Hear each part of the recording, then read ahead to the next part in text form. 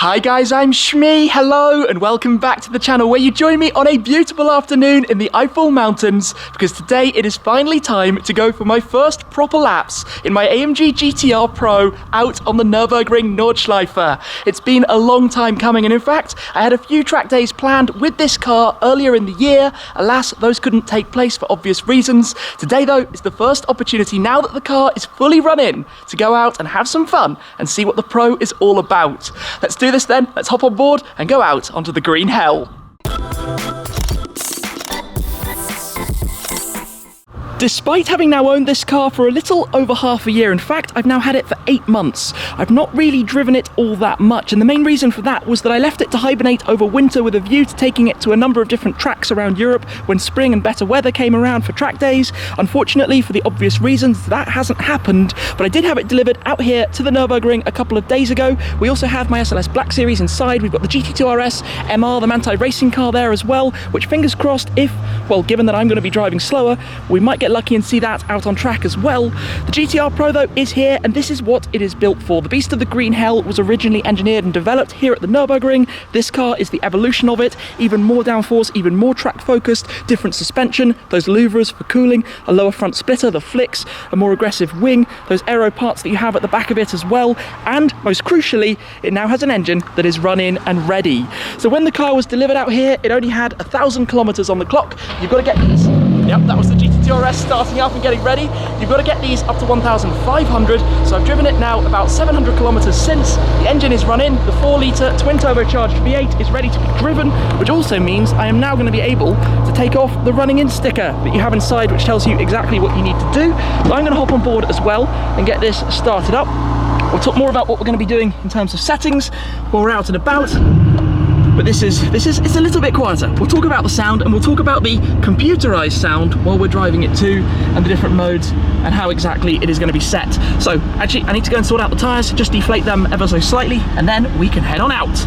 Alright then, we're heading on out straight away. Today is Touristenfahrten, tourist drives, which means that road rules do apply. Overtaking on the left, it is a public toll road, no lap timing, nothing like that.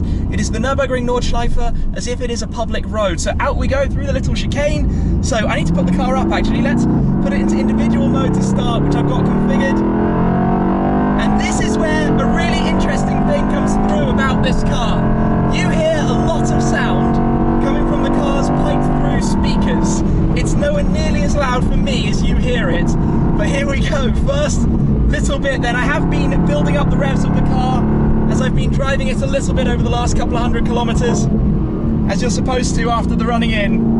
But this is now out on the Nürburgring Nordschleife, where it is supposed to be. We've got the Cup 2 R tyres, sorry, Cup 2 tyres, not the R's on this, not the R's like we have on the GT2 RS sometimes.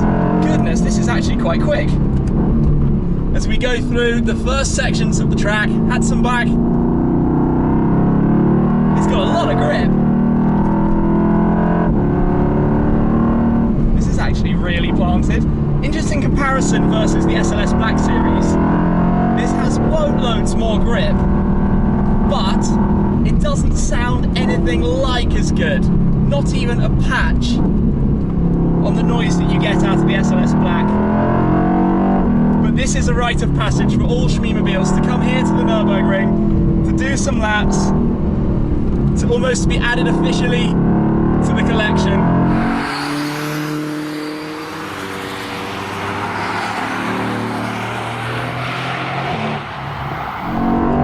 So we catch up on some other cars very quickly. Like I said, overtaking only on the left. Fortunately, that person is aware of the rules and is tucked in. Foot flat. But a car like this is just so fast compared to many others. I mean, 200 and something plus kilometers an hour as we come in towards foot flats and go light over the crest here. And this is nothing like my experience with Tim Morley in the GT2 RS. This car feels so at home here. This is the perfect car for driving here. I'm absolutely loving it already. It is so planted compared to the SLS. It's just got more downforce, more grip, more stability, a little bit more of just about everything really. So we come through the foxhole, one of the tightest compressions, goodness, felt that.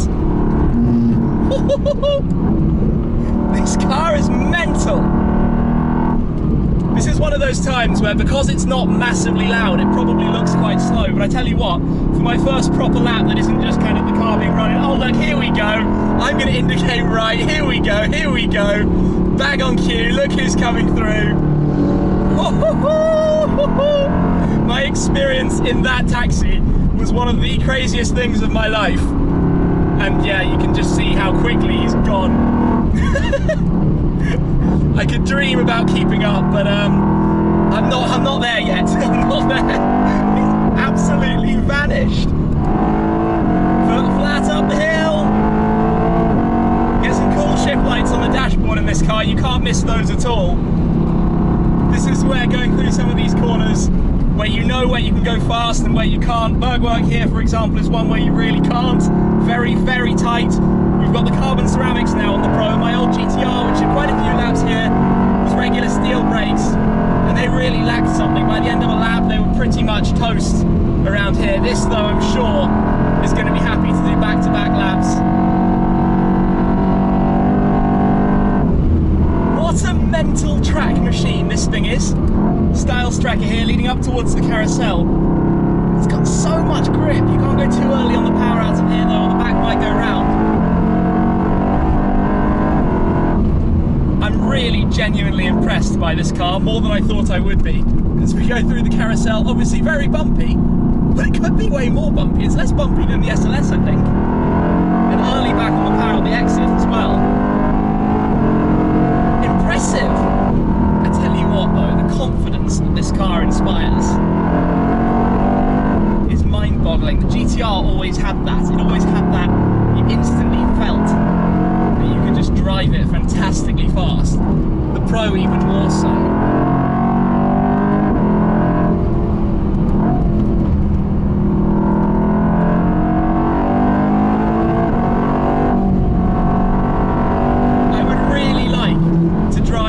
The SLS back to back to get some more of an experience of the two cars, and I think I will at some point very soon as we go past a very orange Dutch number plated car. Little carousel, firm on the brakes again, around the inside of that and out. Traction engaging, I haven't turned traction off in here. Up towards Galgenkopf. This is the end of this car's first proper lap on the Nürburgring Nordschleife, and it was epic! I hope the internal car audio, sound, speakers, stuff that none of us really like wasn't too bad. Obviously an OPF generation car means that the sound is just never going to be like these cars were before in the past. But that was really cool for my first lap, and I'm literally going to go straight away for number 2. I'm going to go straight out, because this car can definitely handle it. But what I'm going to do now actually is go up into race mode, but use the toggles on the steering wheel to go manual. So we've got race mode in manual. It has a really, really easy way to toggle between different modes and settings. No, actually, I tell you what, I'm going to go lower the tyre pressures and then we'll continue. All done, back de-inflated, so heading out then for lap 2. Now, one interesting discussion about this is that, of course, with the exhaust, if you close the exhaust valve, then you don't get the speaker playing, but obviously you kind of want that open for airflow through the exhaust itself. Oop, reaching out over my camera, managed. But let's go straight on through, but we will go on out as before, but in race mode now, through the chicane, and away we go. 585 horsepower, so about as much as the SLS actually dynoed. But of course, with the turbo engines, it probably makes more than that, and that's the number that has to work in hot temperatures with low grade fuel. Do you know what? It's this first bit of the track that I really like the most, I think. And then you get here, which is where you go straight on for the full kind of N24 loop, or around here past T13, the official start end of the lap.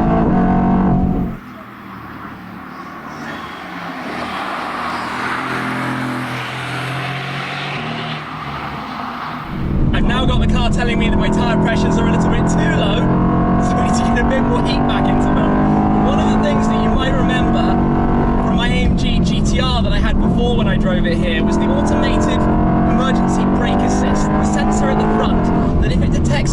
front of you going firm on the brakes automatically yanks your seatbelt back in and brakes your car as well, and there's nothing you can do about it. In this car you can turn it off, and I've got a symbol on the screen that says it's off, but I believe it is still slightly on, so if you're coming up fast behind another car, you do need to watch out because, well, it's going to brake you. Anyway, back around the carousel, bump, bump, bump, it rides that so well. I feel like they've engineered this car to do that.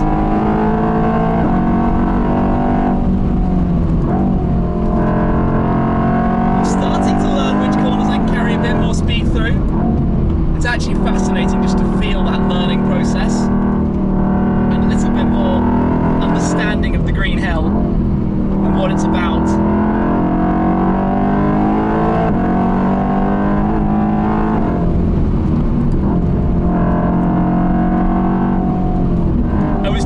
I think this was a very quiet evening, having not seen a single other car on track, and I am starting to catch up with someone ahead. 2 cars up ahead. Do you know what? It is amazing how even in a car like this you just catch people so astonishingly fast.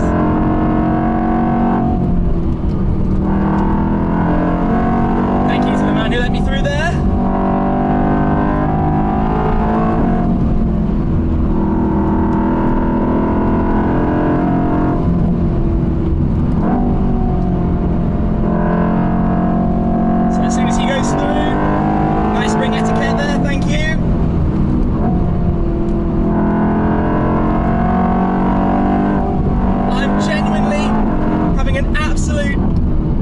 This one.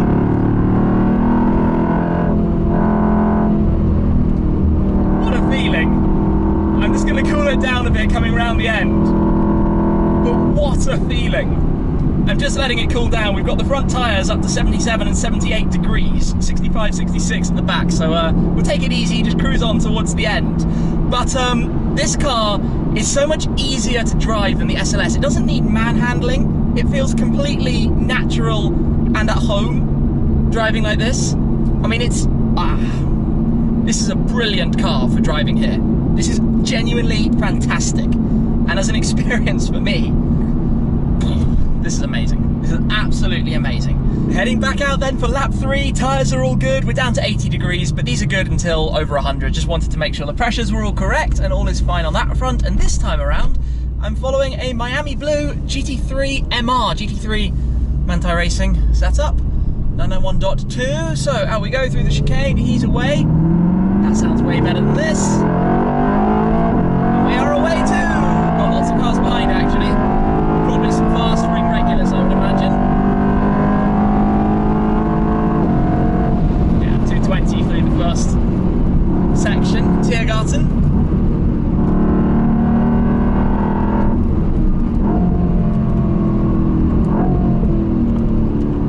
Back of the GT3, I think this car should be quicker around here than a GT3, but nonetheless it is fun to drive together. He's heading me through. Thank you, sir. Right, this car just kicks so well.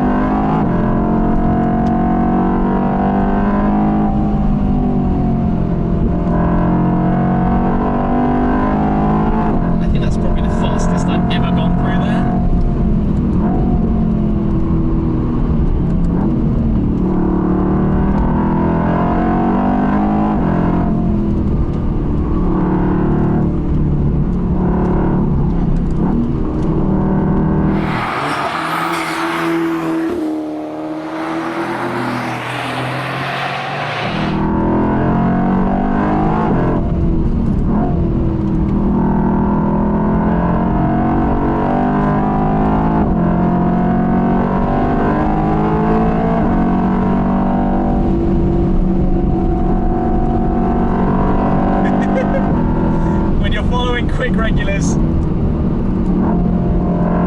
mean, that is honest, to be honest.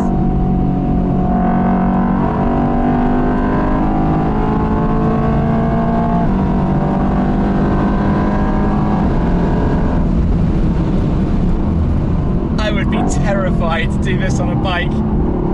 Knee down around the tight corners. respect to this man's bravery.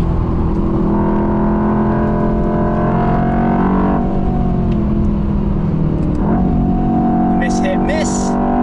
That's the hit, that's the miss around the outside. He's waved me through, thank you sir. Oh, I don't want to overtake you through here.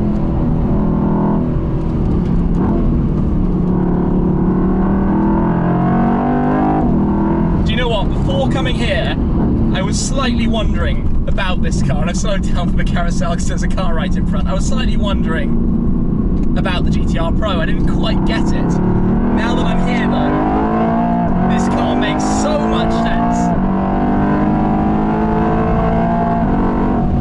I'm absolutely loving it. Genuinely having an incredible time. I would say, and it pains me a little bit to say this, a better time than driving the Black Series, the SLS, just because it's so much more composed and confident and less on edge. You know, this car, let's be real, is about half the value of the SLS Black, so that's another topic on the back of my mind. And there are also more of them, 750 to 350. Through Whipperman, I find that really difficult as well, coming through Whipperman.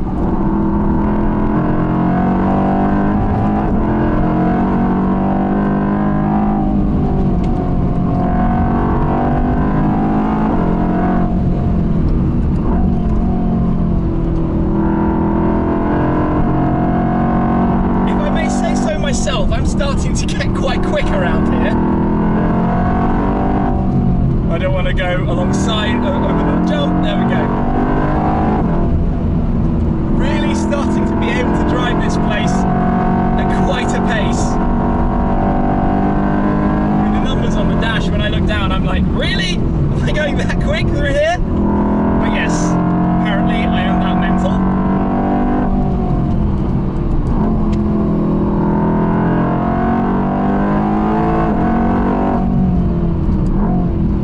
An experience, honestly. And we cruise it back across onto the Dottinger to the end of the Nürburgring Nordschleife to let it cool back down. Tyre temps are down from driving, obviously getting some airflow as well through the brakes. I've grown a new soft spot for this car. I think you probably remember in my videos that I was shooting driving it in the UK, I started wondering what the point of it was. And in a way, slightly missing the GTR, and obviously the GTR Roadster, more on that very, very soon. But coming here with it, the impracticalities on the road, the noises of the cage, the uncomfort that you have from the ride because you can't soften the suspension from inside, there's no adaptive anything, you have to toggle inside the engine bay in the rear. But now it makes some sense. And it's oh so epic. It goes without saying then that this has been quite an enjoyable drive. This car in this location, you can see why they made these changes from the GTR into the Pro. It just has that extra stability, it has that extra comfort almost as the driver to push it really, really hard on the Nürburgring. The AMG GT R Pro has well and truly just completely sold itself to me. Obviously, I like the upgrade from the regular GTR in terms of the interior, the new electronics. It's got a track pace app as well if you're out on a track day or something like that. You've got the full digital display for the dashboard, the hotkeys to choose some of your settings and controls without having to look away too much from the drive. The only thing is this sound complication. Like I said, how you get the sound piping through the speaker, which just detracts that small notch for me from the driving experience, and the fact that it doesn't sound like the previous non-OPF AMG GTR did. Obviously this is the same now across the range. If you get a new AMG GTR now, it sounds just like this as well. But overall, a pretty phenomenal driving experience in a car that now makes sense in the garage. It didn't make so much sense driving it around the countryside in the UK. Driving it pretty hard on the green hell, it's certainly quite an impressive thing. So thank you very much for watching, guys. I hope you've enjoyed the video. There will be lots more with this to come and with the SLS very soon, so stay tuned for that. So thanks again, and I'll see you then. Cheers!